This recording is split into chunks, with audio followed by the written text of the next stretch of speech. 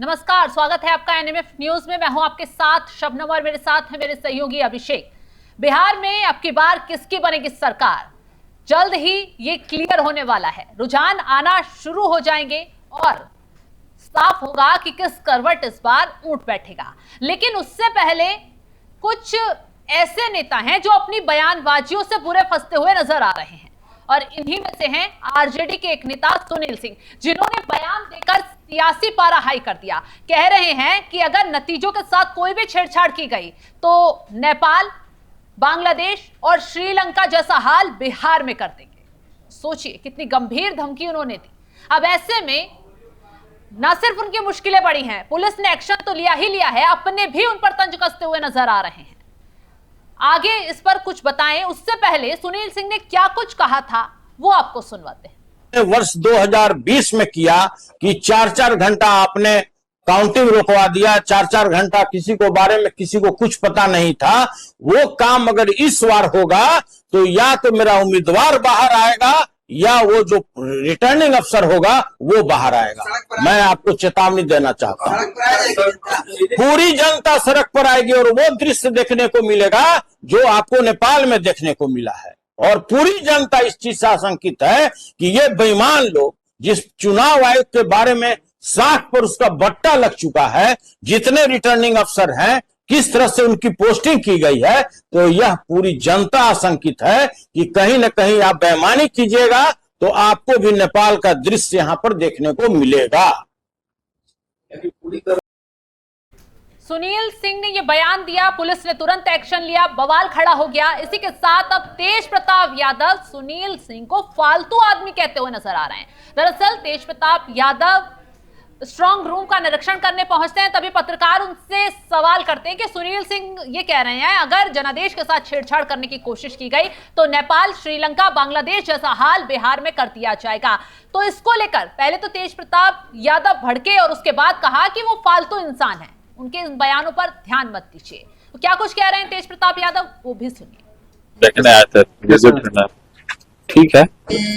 अनिल से बयान दी है जिसमें कह रहे हैं कि बिहार में नेपाल जैसा माहौल यहाँ बना दे, नेपाल जैसा माहौल बिहार में बना दे। कौन बोल रहे?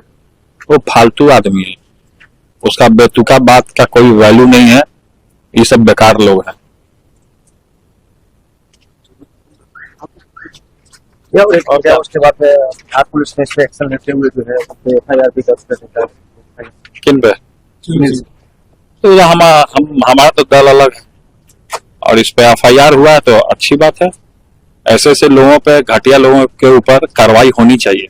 चुनाव आयोग की निष्पक्षता पे भी कई सवाल उठ रहे हैं, इस पे आपका क्या? हम तो देख के आए, ऐसा तो कुछ बात है नहीं। सुनील सिंह कह रहे हैं कि प्रत्याशी अंदर जाएंगे स्ट्रांग रूम, क्या तो प्रत्याशी अंदर जाएंगे, नहीं तो क्या कहते हैं आरू बाहर आए, धमकी भरे लहजों में।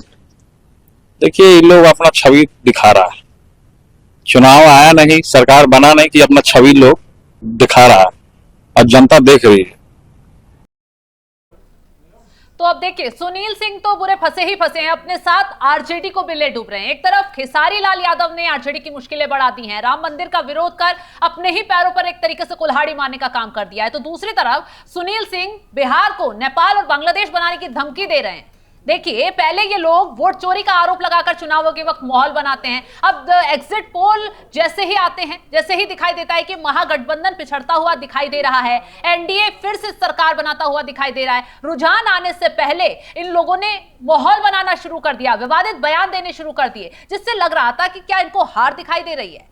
अब ऐसे में सुनील सिंह के खिलाफ पुलिस ने भी तगड़ा एक्शन लिया, गंभीर धाराओं में उनके खिलाफ FIR दर्ज की गई है। हो सकता है इस मामले में जल्द उनकी गिरफ्तारी भी हो जाए।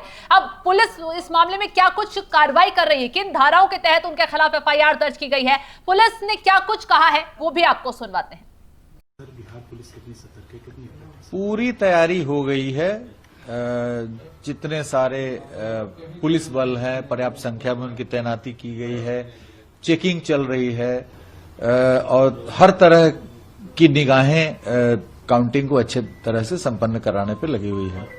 जिस तरीके से सर कहा जाता है कि पोलिंग बूथ पर विक्ट्री सेलिब्रेशन होते हैं, सर इस बार क्या लगता है सर ऐसी कोई? नहीं, विक्ट्री सेलिब्रेशंस की मनाही है, विक्ट्री सेलिब्रेशंस कहीं पे भी नहीं मनाया जाएगा। पूर्व से निर्णय है चुनाव आयोग से लेकर के राज्य शासन का ये किसी प्रकार का विक्ट्री प्रोसेसन नहीं होगा। सर, जिस तरीके से देखा जा रहा है सर कि एक राजनीतिक पार्टी की तरफ से कहा जा रहा है कि अगर जो है कल सरकार की तरफ से कुछ गड़बड़ी होती है तो नेपाल जैसे हालात बिहार में बन सकते हैं, सर इन सब चीजों को ये गलत है। इस पर FIR दर्ज किया जा रहा है और इस तरह का गैर जिम्मेदाराना बयान है। मतदान की प्रक्रिया संपन्न हुई है, जो काउंटिंग मतगणना होना है वो भी बड़े पारदर्शी तरीके से होगा, इसलिए मतगणना के पूर्व इस प्रकार का बयान देने से ये भड़काऊ बयान है, इस पर FIR दर्ज किया जा रहा है। सर, बिहार पुलिस मॉब को लेकर के सर कितनी सतर्क है सर? पूरी तैयारी है मॉब को डिस्पर्स करने के लिए। यदि कोई मॉब कहीं जमा होता है तो उसके लिए पूरी तैयारी है। Thank you. काउंटिंग कल अच्छे से हो जाएगी? एकदम अच्छे से हो जाएगी। Thank you. तो अभिषेक, जिस तरीके से ये आरजेडी के नेता बयानबाजी नतीजों से पहले ही कर रहे हैं, क्या इनको हार अभी से दिखाई देने लगी है? पहले से तय कर लिया है कि हार जाएंगे तो इन मुद्दों को उठाएंगे, ऐसे माहौल बनाएंगे, बीजेपी को कैसे चुनौती देंगे? पहले खेसारी लाल राम मंदिर को लेकर बैठ जाते हैं, तो दूसरी तरफ अब सुनील सिंह कह रहे हैं कि हार गए तो ऐसे विरोध प्रदर्शन करेंगे जैसे नेपाल में हुआ, जैसे बांग्लादेश में हुआ। आखिर आरजेडी के मन में चल क्या रहा है? वोट चोरी का मुद्दा और अब माहौल बिगाड़ने का सीधी सीधी धमकी। देखिए, जो बिहार वोटर या अधिकार यात्रा जब राहुल गांधी ने की थी तो उन्होंने एक ट्वीट किया था जिसमें जेनजी शब्द का इस्तेमाल किया था। प्रेस कॉन्फ्रेंस में भी उन्होंने कहा था कि आप उतरिए, आप विरोध करिए सरकार का और हम आपके साथ हैं, नेता क्या ही कुछ करेंगे। तो इंडी गठबंधन के जो नेता हैं SIR का विरोध करने के नाम पर इस देश की सड़कों पर लाखों की भीड़ उतारने की कोशिश वो पहले कर चुके हैं। वो कर नहीं पाए, वो एक अलग बात है। वोटर अधिकार यात्रा में भी उन्होंने ऐसे ही करने की कोशिश की कि भीड़ जुटेगी, सरकार के खिलाफ विरोध प्रदर्शन करने की कोशिश करेंगे। और इस तरीके का एक बयान नहीं है, तमाम इंडी गठबंधन के नेताओं के इस तरीके के बयान आपको में देखने को मिल जाएंगे। बाकी 1990 से 2005 तक का लालू और राबड़ी का जो शासन रहा, जो दौर रहा, उसे लोग आज भी याद करते हैं। वो प्रधानमंत्री नरेंद्र मोदी का प्रचार हो, योगी आदित्यनाथ का प्रचार हो, या फिर NDA के नेताओं ने, जितने भी नेताओं ने प्रचार किया है, उन सभी ने वो 90 से लेकर 2005 का जो 15 साल का शासन था वो याद दिलवाया है। किस तरीके से अत्याचार हुआ करता था, मर्डर, अपहरण का जो एक पूरा गिरोह चला करता था, क्या कुछ उस वक्त हुआ करता था, उस चीज को एक बार फिर से जिंदा करने की इस चुनाव में कोशिश की है। मुकेश सहनी का वो बयान अभी 4 दिन पहला, जिसमें उन्होंने कहा कि वो किसी मीडिया ने उनके खिलाफ कोई खबर चलाई होगी कि मैं अपने समर्थकों को कह दूंगा तो वो वहां पहुंचकर तोड़फोड़ करेंगे। खेसारी लाल यादव का बयान हो या फिर तेजस्वी यादव की धमकी हो कि अगर सही तरीके से मतगणना नहीं हुई, उसमें कुछ गड़बड़ी हुई, तो इन चीजों को जनता देखती है। ये जो उनके किए गए काम है, ये जो दी गई धमकी है, इन धमकियों को लगातार बीजेपी के नेता, NDA के नेता जनता को याद दिलवाते रहे हैं। और इसी वजह से इस बार जो बम्पर वोट हुआ है उससे कहीं ना कहीं तेजस्वी यादव, पूरा महागठबंधन घबराया हुआ है।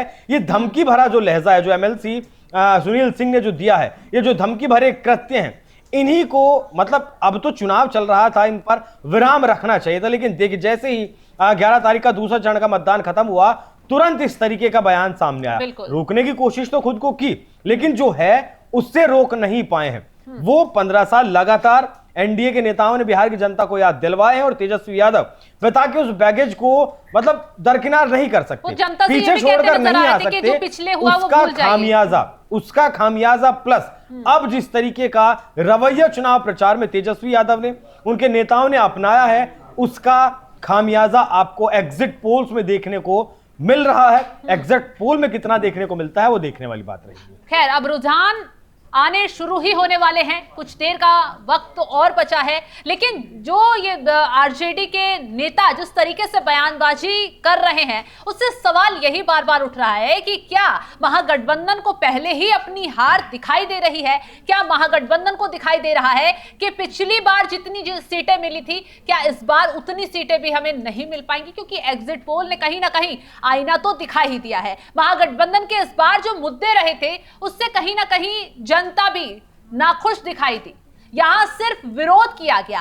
जो मुद्दे जमीनी स्तर के जनता से रिलेटेड उठाने चाहिए थे, वो शायद महागठबंधन उससे चूक गया। और यही वजह है कि अब बौखलाहट निकलकर बाहर आ रही है नतीजों से पहले ही। और आरजेडी के नेता बार बार कभी धमकी देते हैं, कभी मंदिरों का विरोध करते हैं, कभी प्रधानमंत्री मोदी को ही गालियां देने उतर आते हैं। और हो सकता है इसका नुकसान अब उठाना ही पड़ जाए। फिलहाल इस खबर को लेकर आप क्या राय रखते हैं, कमेंट बॉक्स में जरूर बताइएगा। तमाम बड़ी खबरों की अपडेट के लिए आप हमारे साथ जुड़े रहिएगा। और चलिए जाते जाते रुझान से पहले मनोज झा क्या कुछ कह रहे हैं, जनता से क्या कुछ अपील कर रहे हैं, वो आपको सुनवाते हैं। किस उम्मीद और किस आशा के साथ है? बिहार की उम्मीद और आशा के साथ बिहार बदलाव की ओर अग्रसर है। दोपहर बाद तक सारी चीजें स्पष्ट हो जाएंगी। बदलाव तेजस्वी जी के नेतृत्व में महागठबंधन की सरकार। दिल्ली से आकर आप पटना बैठे हुए हैं, आपके ज्यादातर लीडर, कांग्रेस के ज्यादातर लीडर पटना आकर बैठे हुए हैं, तैयारियां जोरों पर दोनों खेमे में है, तो क्या यह माना जाए कि आप लोग भी एग्जिट पोल से इतर एक अलग उम्मीद के सहारे हैं? नहीं, एग्जिट पोल को तो मैं सीधे मानता हूं ये पूंजी का खेल है, बाजार का खेल है और शहनशाह का खेल है, जिसमें शहन और शाह के बीच में एक हाइफन ले लीजिए, ये उनका खेल है। हम वो खेल नहीं खेलते। 12 बजे तक पिक्चर साफ, दोपहर तक सारी चीजें स्पष्ट, बिहार बदलाव की ओर अग्रसर।